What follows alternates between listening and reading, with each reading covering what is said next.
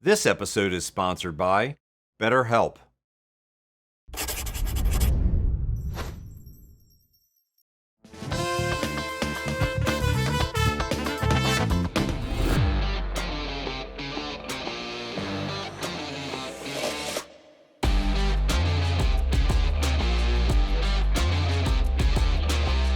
Well, welcome back to Tools of the Trade here at Baltimore Knife.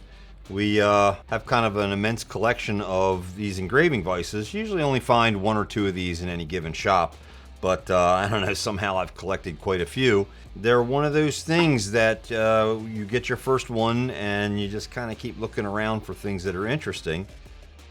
Before we get into all of this, let's hear from our sponsor. Here at the Forge, we tend to do things the hard way, but not when it comes to our mental health, which is why we like to thank our sponsor, BetterHelp. BetterHelp is an online platform dedicated to making starting therapy easier. How easy? Simply complete their questionnaire and usually within a few days you'll be matched with a therapist. Not sure if therapy is for you? Well, did you know that therapy isn't just for people with clinical mental health issues like anxiety or depression? Looking for a safe, judgment-free space to share what's on your mind, like stress, worries, or relationship issues? Or maybe you're looking for tools or healthier habits for personal growth and problem solving. I'm always looking for tools. Regardless of what you're looking for, you'll receive help from a trained mental health professional who'll listen, ask questions, and will help you see things from new perspectives. So if you think you'll benefit from a therapy session, click the link in the description or go to betterhelp.com/allme and get 10% off your first month of therapy. Click on the link to get started today with BetterHelp. Kind of the history of these, they go back to what we would call an engraving block, which essentially is a ball like we see over here. It's just a cast iron ball that's got a slot in the top that we can mount pretty much anything for tool holding into, but it still allows us to rotate around. Now, the blocks are more useful if you're doing engraving work where you're hammering, because you've got a chisel and you're hammering and the piece is barely moving because it's really just in like a cannonball almost. When we get into either engraving where you're holding the graver fairly still and turning the work as you go, or if you've got a powered handpiece like we see today from companies like GRS and Lindsay, those type of things, these balls that move very nicely and very smoothly, they have big bearings, they work pretty fantastic. Now, one thing that's the same in pretty much all of the more modern engraving vices, unlike the blocks, which are typically screws from one side, is that these are center closing vices. So as we open and close, they go directly back to the middle. And the reason for that and what makes that so useful is that it always puts your work in the center as you make a pivot. So you're pretty much always located in the center. Now there is a change where GRS and a couple of other companies are now making a block like this block where the top of this and the ball actually can be moved separately. So you've got a pivot here, you can turn this pivot, and then this piece will go eccentric anywhere you want. So that's mostly for working under a microscope. So if you're working under a microscope, you need the work to always be centered under the scope more than to be centered under the ball. That would allow you to then slide this over and create an eccentric where the center of wherever you're working, not necessarily the center of the vise, the center of wherever you're working would be directly under your scope. So it's fairly important. This is the thing that you see in most of the modern engraving shops where guys are repeatedly working very small under microscopes or setting very small gemstones. That's definitely a use that you see these engraving balls used for, is to hold a piece of jewelry to set a gemstone, either just simply to get it in place in a way to be able to turn it and go around the stone and push the prongs over. But if you're setting in such a way, pave setting or any of the different other styles where you're using a chisel or something to actually hammer the metal over the edge of the stone, really super nice to be able to work all the way around your work as you go with that. You tend to not see people polishing in these. They'll have a separate thing that they use to hold that, but not always. You could certainly polish in one of these as well. To give you a little idea of the breadth of what we have here, we have two engraving blocks, which are, like I said, they look basically like little cannonballs. And so these are, it's very difficult to date these because they certainly go back into the mid to early 1800s. but that style of block can go back considerably farther than that. A little bit later, this is a Victor ball, which you see has very nice, what some people call engine turning, but it's actually called jeweling that you see around the base here. Same thing, center closing, these blocks on top, mount the piece in. One thing you will see that with the majority of these top blocks is that one is usually in a fixed position and one will pivot and allow you to move left and right. And as we put different work holding in there to hold different things, it'll allow your piece to be slightly irregular. If we get more irregular, there's a completely different way to hold it, and I'll show you that as well. This is actually one made by Stehman and Stehman in Lancaster, Pennsylvania. This style was patented in 1888. I don't know the actual date of manufacturer, but these styles tend to be before the turn of the century, so in that, you know, that mid to late 1800s. We call these mushrooms. They're obviously, they look like an upside down mushroom.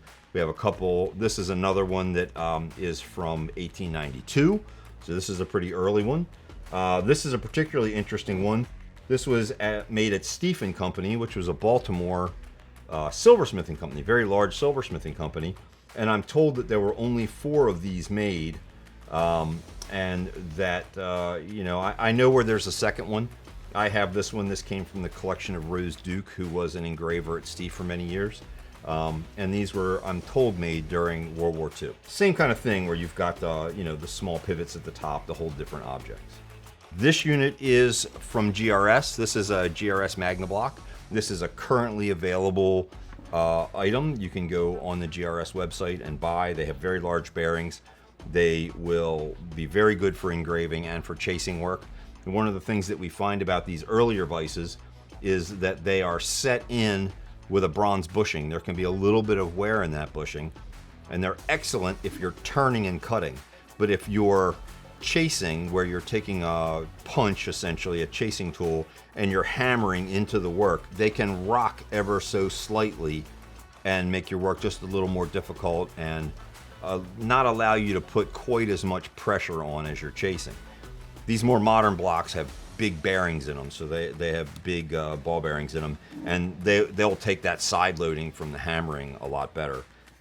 So this is the block that I work with the most. I have 2 of these identical GRS Magna blocks, and it's definitely kind of the workhorse in the shop. This is another unit, probably, I'm going to guess this is probably 1960s. This is more like the Victor that's over there. They're roughly the same size. It does have a location where you can put a pin in to lock it, to stop it from spinning. Not all of these do. Some of them have like a screw bolt in the side that allow you to tighten it and lock it that way, and a couple will drop pins in to lock them. It just kind of depends on the pieces. This is also from GRS. This is the one I was talking about that gives you the ability to go eccentric. It is slightly smaller than the Magna Block, but essentially I think the tops are pretty, yeah, the tops look pretty much the same, if not identical, and in the same kind of weight range. Then we have what is kind of the absolute Cadillac of these vices from Steve Lindsay. Steve Lindsay makes some of the most fantastic engraving equipment and tools that you've ever seen. He's actually in process of making a fractal vise, which I would love to be the recipient of one as well. So this is the largest vise in the range, and to the best of my knowledge, this is the largest vise you can buy in the world. This is a Steve Lindsay Titan. I also had a Goliath, which is about the same as the GRS Magna Block, although I can say that as good as these are, and these are excellent vices, the Steve Lindsay vices are just absolute works of art.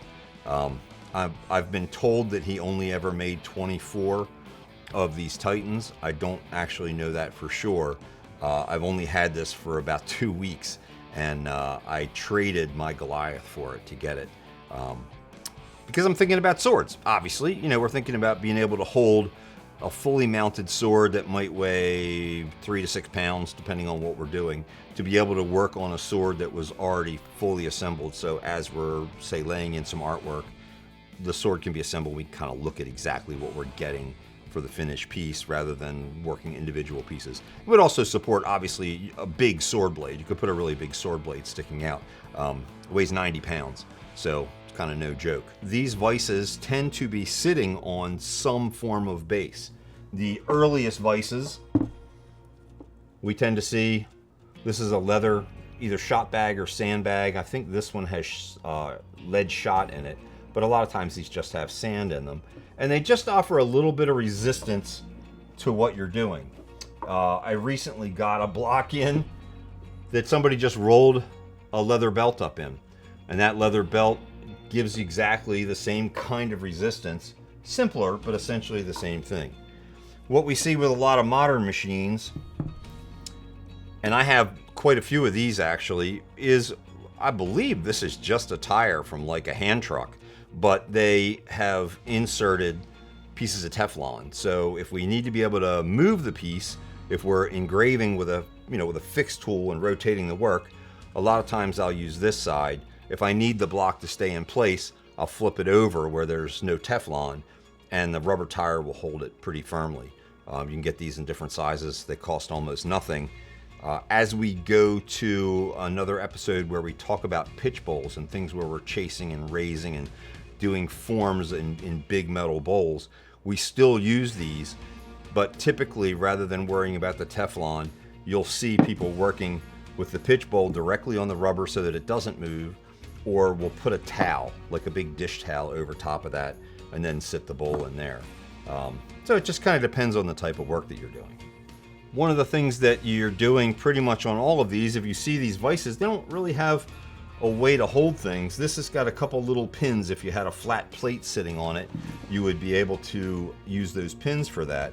But we have various tool holding fixtures, and these are kits available from GRS.